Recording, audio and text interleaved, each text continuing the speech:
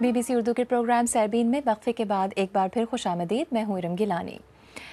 خیبر پختونخوا کا سب سے بڑا ہسپتال لیڈی ریڈنگ گزشتہ تقریباً 3 دہائیوں سے جنگ اور دھماکوں کے زخمیوں کو محدود وسائل کے ساتھ طبی سہولیات فراہم کرتا رہا ہے.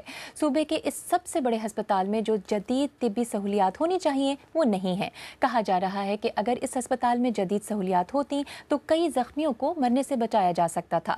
پشاور سے نامہ نگار رفت اللہ اورکزئی کی رپورٹ. لیڈی ریڈنگ ہسپتال پشاور کے آرتھوپیڈک وارڈ میں زیر علاج گرجا گر دھماکوں کے زخمی پی اے انور آج دوسرے روز بھی ہسپتال میں سہولیات کی فقدان کا رونا رو رہے ہیں. ان کا کہنا ہے کہ کل ہونے والے دھماکوں میں کئی افراد بر وقت علاج نہ ملنے کے باعث ہسپتال میں دم توڑ گئے تھے. اپ ٹو ڈیٹ جس کو بولتے ہیں نا کہ ایسے مریضوں کو ایمرجنسی میں جو ٹریٹمنٹ ملنی چاہیے وہ نہیں تھی. یہ دیکھیں کیڑے ہیں, ادھر ٹیبل نہیں ہے میڈیسن رکھنے کے لیے, میڈیسن رکھنے کے لیے ٹیبل نہیں ہے. یہ ہم اپنے بیڈز پہ رکھی ہوئی میڈیسنز ہم نے رکھی ہوئی ہیں. اتوار کے روز عیسائی برادری کے کچھ نوجوانوں نے ایمرجنسی وارڈ میں طبی امداد میں تاخیر پر احتجاج اور توڑ پھوڑ بھی کی تھی. آج بھی کرسچن کمیونٹی کے افراد ہسپتال میں زخمیوں کو علاج میں تاخیر کی شکایات کرتے رہے. آج بھی سٹاف کم ہے. آج بھی ہم دیکھ رہے ہیں کسی قسم کی کوئی ان کو سہولیات نہیں دی جا رہی. ہم مسیح بھائی جو یہاں کے رہنے والے ہیں, پاکستان سے باہر سے جو مسیح بھائی آئے ہیں, ہم لوگ ان کی مدد کر رہے ہیں, ان کی ہیلپ کر رہے ہیں. ابھی ہم نے احتجاج بھی کیا, روڈ بلاک کیا ہوا ہے, ابھی تک ہم نے کیا ہوا ہے. ابھی ہم بلڈ دینے کے لیے یہاں پہ آئے ہیں کہ ان لوگوں کو اگر کسی قسم کے بلڈ کی ضرورت ہے تو ہم وہ بلڈ ان کو دیں. خیبر پختونخوا کا سب سے بڑا سمجھے جانے والا ہسپتال لیڈی ریڈنگ 1600 بیڈ پر مشتمل ہے. ہسپتال انتظامیہ کے مطابق اس ہسپتال میں ایک ہی وقت میں 500 فوری امداد کے حامل مریضوں کو طبی سہولیات فراہم کرنے کی سہولت موجود ہے, جبکہ یہاں ایمرجنسی وارڈ میں روزانہ تقریباً 2000 کے قریب مریض طبی امداد لینے آتے ہیں. ہم نے 2007 سے اس لیڈی ریڈنگ ہسپتال نے 210 جو بلاسٹ ہیں ان کو انڈیور کیا ہے, اور یہ ہسپتال فلی طرح ایکوپ ہے. میں تو یہ دعوے کے ساتھ کہہ سکتا ہوں کہ نہ صرف اس ملک میں بلکہ دنیا میں بھی کوئی ایسا ہسپتال نہیں ہوگا جو اس قسم کی ماس ایمرجنسی کو اس طرح سے ڈیل کر سکے. تحریک انصاف کی صوبائی حکومت ہسپتالوں کی حالت بہتر بنانے کی دعوے تو کر رہی ہے, تاہم زمینی حقائق اس کے برعکس ہے. پشاور کا لیڈی ریڈنگ ہسپتال پاکستان کا وہ واحد بڑا طبی مرکز ہے جہاں پچھلے 10 سالوں کے دوران مریضوں کو بڑے سے بڑے واقعات کے دوران بھی طبی سہولیات فراہم کی گئی ہے. تاہم کچھ لوگوں کا خیال ہے کہ اس ہسپتال کے معیار کو اس طرح بہتر نہیں بنایا جا سکا ہے جس طرح اس کی ضرورت تھی. رفت اللہ اورکزئی, BBC نیوز, پشاور. پاکستان میں اقلیتوں پر شدت پسندوں کے حملے اور ملک میں طالبان سے مذاکرات کا چرچا. اسی موضوع پر بات کرنے کے لیے BBC اردو سروس کے ثقلین امام اس وقت اسٹوڈیوز میں میرے ساتھ موجود ہیں. ثقلین, یہ بتائیے کہ اس وقت یہ جو حملہ ہوا ہے عیسائی برادری پر اور چرچ پر پشاور میں یہ حملہ, آپ اسے کس تناظر میں دیکھتے ہیں؟ کیا آپ اس کو کہیں گے کہ یہ صرف ایک مذہبی اقلیت پر حملہ ہے؟ دیکھیے, اس میں دیکھنے کی ضرورت یہ ہے کہ پاکستان میں دوسری بھی اقلیتیں جن پر حملے ہوتے رہے ہیں, مذہبی اختلافات رکھنے والے لوگ ہیں ان پر بھی حملے ہوتے رہے ہیں, سیاسی اختلافات رکھنے والے ہیں ان پر بھی حملے ہوتے رہے ہیں, لیکن حملہ آور کون ہے؟ اتفاق سے پاکستان میں جتنے بھی اس قسم کے بڑے حملے کرنے والے جو ہیں وہ ان کا اگر آپ مرکز دیکھیں تو وہ شدت پسند تنظیمیں ہیں جو بظاہر مختلف ناموں کے ساتھ کام کرتی ہیں یا حملے کرتی ہیں, لیکن ان کے نظریاتی یا ایڈیولوجیکل کمٹمنٹ جو ایک ہی ہے, جن کو ہم آج کل شدت پسند, انتہا پسند یا اسلامی عسکریت پسند یا ایک لفظ طالبان کا بھی استعمال کیا جاتا ہے, ان سے ان کے تانے بانے ملتے ہیں جا کے.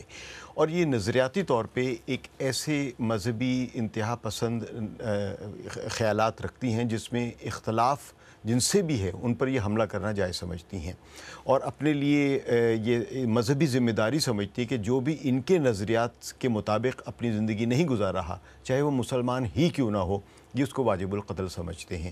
اس میں ایسے بھی مسلمان ہیں جو سنی بھی ہیں, اس میں ایسے بھی مسلمان ہیں جو شیعہ بھی ہیں, اس میں ہندوؤں پر بھی حملہ کیا گیا ہے, اس میں احمدیوں پر بھی حملہ کیا گیا ہے, اس میں عیسائیوں پہ بھی حملہ ہوا ہے.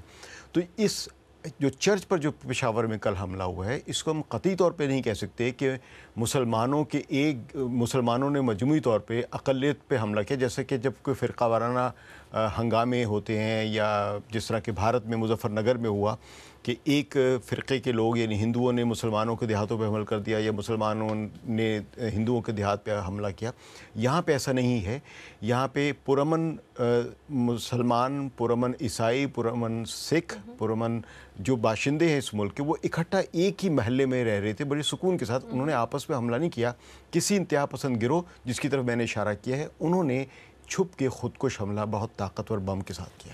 صحیح، لیکن ثقلین طالبان سے اس وقت مذاکرات کی بات ہو رہی ہے، دوسری طرف ہم یہ دیکھ رہے ہیں کہ شدت پسندوں کی طرف سے حملے بھی ہو رہے ہیں.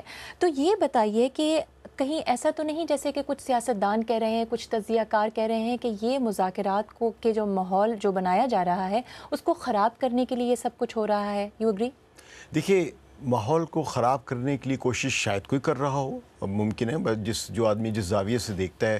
اگر میں سمجھتا ہوں کہ میں کہیں جانا چاہ رہا ہوں اور میرے راستے میں کوئی رکاوٹ کھڑی کی جا رہی ہے تو میں سمجھوں گا کہ میرے راستے میں رکاوٹ کھڑی کی جا رہی ہے.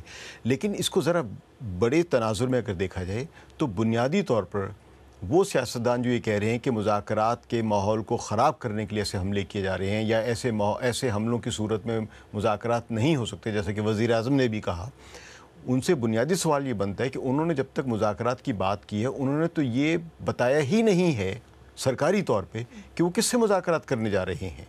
اگر وہ طالبان سے مذاکرات کرنے جا رہے ہیں تو لفظ طالبان ان کی کسی قرارداد میں موجود ہی نہیں ہے.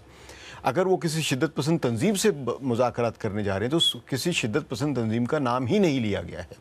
انہوں نے یہ کہا ہے کہ یہ وہ لوگ ہیں جو ہمارے سٹیک ہولڈرز ہیں، یعنی اس کا مطلب یہ ہوا کہ یہ کوئی ایسے لوگ ہی نہیں ہیں جو حملے کر رہے ہیں پاکستان کے اوپر یا پاکستان کی افواج کے اوپر یا پاکستان کے عوام کے اوپر یا پاکستان کے مسلمانوں کے اوپر یا پاکستان کی مذہبی اقلیتوں کے اوپر. وہ یہ ابھی تک یہ بات کھل کے کہنے کی جرات ہی نہیں کر رہے ہیں کہ حملہ کون کر رہا ہے، اور اگر حملہ کوئی بھی کر رہا ہے جو ان کے مذاکرات کو ناکام کرنے کی کوشش کر رہا ہے تو یہ کس سے مذاکرات کرنے جا رہے ہیں. ہمیں اندازہ ضرور ہے اپنی صحافت کی وجہ سے اور سیاسی علم رکھنے کی وجہ سے، پاکستان کے حالات کی وجہ سے، کہ بات چیت انہی شدت پسند لوگوں کے ساتھ ہے جو طالبان جن کو کہا جا رہا ہے. لیکن حکومت نے سرکاری طور پر ابھی یہ شناخت ہی نہیں کی ہے سرکاری طور پر کہ کن سے وہ بات کرنے جا رہے ہیں مذاکرات. لیکن ثقلین صاحب، پشاور میں چرچ پر اتنا بڑا حملہ ہوتا ہے، اس سے پہلے ایک بہت بڑا اعلیٰ افسر جو ہے فوج کا وہ مارا جاتا ہے. آپ یہ مجھے بتائیے کہ اتنے بڑے واقعات کے بعد کیا آپ سمجھتے ہیں کہ طالبان پر کے خلاف کوئی بہت بڑا آپریشن ہو سکتا ہے؟ ارم، آپ بار بار مجھ سے گفتگو میں لفظ طالبان استعمال کر رہی ہیں کہ طالبان نے یہ کیا، طالبان پر کیا حملہ ہو سکتا ہے یا ان کے خلاف کارروائی ہو سکتی ہے. ابھی تک میں نے یہ لفظ پاکستان کے وزیر اعظم یا پاکستان تحریک انصاف کے سربراہ ان سے یہ الفاظ ان کے منہ سے نہیں سنے ہیں کہ یہ ان لوگوں نے حملہ کیا ہے. یہاں تک کہ پاکستانی فوج کے سربراہ جنرل پرویز اشفاق کیانی نے جب یہ کہا کہ وہ فوج پر حملہ ہو جائے، میجر جنرل کے حملے کے وقت انہوں نے کہا تھا، اس وقت بھی انہوں نے طالبان کا نام نہیں لیا. تو ہم کچھ نہیں کہہ سکتے کہ کس طرح یہ کس سے اور کس طرح کوئی کارروائی کریں گے بھی ان کے خلاف یا نہیں. بہت بہت شکریہ. آپ BBC اردو کا پروگرام سیربین دیکھ رہے ہیں. کچھ دیر بعد دیکھیے گا صومالی شدت پسند گروپ الشباب کی بنیاد کیسے پڑی اور اب اس گروہ کے ڈانڈے کہاں جا کر ملتے ہیں.